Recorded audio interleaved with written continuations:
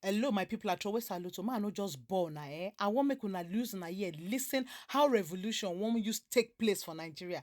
Shey una see this government, then don't they pave way for revolution. Guys, make you no be saying my mouth una hear am. Una know how they can't give una correct updates here. Yes, una go listen to this update now. I beg, but just make sure say you share this update as you just dey get and share am. You will just dey come across my video. This na NHTV. Help me like and follow the page NHTV.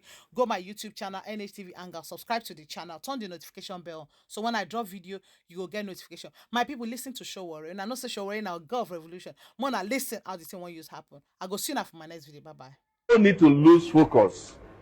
I will say one thing which is very important and reason we must remain who we are. This Tinubu government will make it so easy to let a revolution happen in Nigeria. You'll be surprised. Because, yes, I'm serious.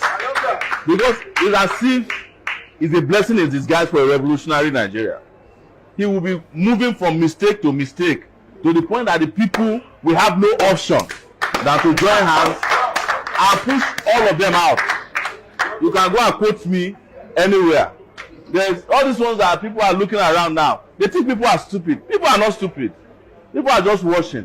One day you put them to the wall and they will push back. Because there is suffering in this country right now. It's not. I think there was even an APC boy, influencer, that I was saying today, that even himself, with all their 2,000 naira data boys, they are suffering. They are not even getting their 2,000 naira. Because the amount of money they used to pay them to insult people on Twitter is not any longer enough to do transportation, to go back to where they stay. Even them, they can't buy fuel. They can't afford the kind of life that's been imposed by the Tinubu regime in Nigeria. And the regime is having fun. The number of trucks of fuel smuggled is nothing. The problem with this subsidy is that people that are known by the government are the ones stealing subsidy money. I watched an interview by a former governor of Bauchi State, Isha Yuguda. I call him Isha Jaguda. He said it, that there is one person who was involved in subsidy scam. That the man came, I'm quoting him verbatim, and called the president and said, Mr. President, I'm tired of stealing. Remove subsidy.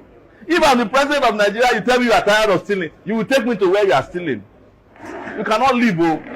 You are going to sleep in the police station that night. And the police must take you, the DS, everybody will take you to one show where you are, how much you are stealing. How can somebody come to the president's office and tell the president that he's tired of stealing, and you let him go? Exactly. So they are all lying that subsidy is not good for the Nigerian economy. What we have realized, based on one thing I posted on Twitter, I think there was a guy that analyzed it. If you go to my Twitter page, it's still there.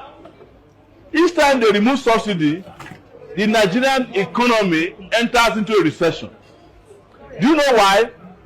80% of the Nigerian economic system is run by you and me, the informal sector. The moment there's a dislocation that destroys our ability to run our small businesses, millions of people lose jobs.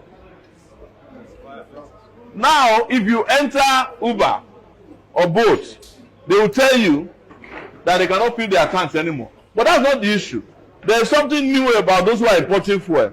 They are importing substandard fuel into the country that is burnt faster than the normal fuel. That is what they want to do. And I'm sure, apart from the fact that it evaporates faster, it's also destroying your engine. So you're automatically going to enter into recession. And as that guy rightly put it, the reason why they took away subsidy is that subsidy is the only thing that Nigerians enjoy that they themselves, they are following it up. You can tell how much is subsidy, but you cannot tell how much will be applied elsewhere. Since they removed subsidy, which roads have they constructed? They didn't even pay salary of NYC and some other. So you would expect that because they remove subsidy, everywhere there should be light, everywhere the roads should be shining, there will be employment. Nothing has changed in Nigeria since they removed subsidy. The only thing that removal of subsidy has brought is hardship and suffering for our people. And that is why to say we are different. When people tell us, oh, maybe you should have worked with some of these political parties. We are different from them. All the major political parties, as they call themselves, were all going to remove subsidy. So if you voted for Atiku, subsidy would have been removed by now. If you voted for Peter Obi, subsidy would have been removed by now. If you voted for Atiku, they would have floated the naira by now. Maybe naira will even be 1,000. If you voted for Obi, they would have floated the naira for now, because they are not interested in Nigerian people. They are interested in the foreigner. But when the country doesn't work, we are the ones that all of them call upon. If this country, if there's something wrong today, and there's nobody to fight, even Tokwe will go and say, what is Sowore people doing now? If Tokwe gets illegally arrested, he will not call a lawyer first. He will call me first. I'm telling you. There was a comrade of ours who was arrested by police the other day, Abdul Mahmoud. When he was arrested, everybody was calling me. They have arrested Abdul Mahmoud. In fact, I tweeted from the toilet that they should release him. Because we are the ones who have the moral authority in this country to command the government to do what is right, whether they like it or not, whether they like us or not. So we must continue to sustain our energy, our focus and respect. It's very important. We have discussed what we will do for the country. There is nothing that I said in 2023 that has not come to pass since 2019.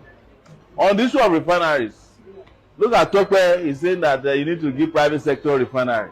Didn't it really help Dangote to build his refinery? By investing $2.5 to $2.7 billion in his own refinery. How can you help somebody to build refinery and you cannot repair your own? The money that Dangote used in building his refinery came from the same NNPC they claim cannot manage refineries. So where did the NNPC get the money from to invest in Dangote's refinery? And Dangote has different exchange rates. His own is different from the one that Malams are selling. And what they practically do is that the moment they get that money, they don't buy any equipment from the refinery. That's why the refinery is not going to be completed in 2 years. He takes the money to the black market, change it and make his profits, and tell the rest of you middle finger.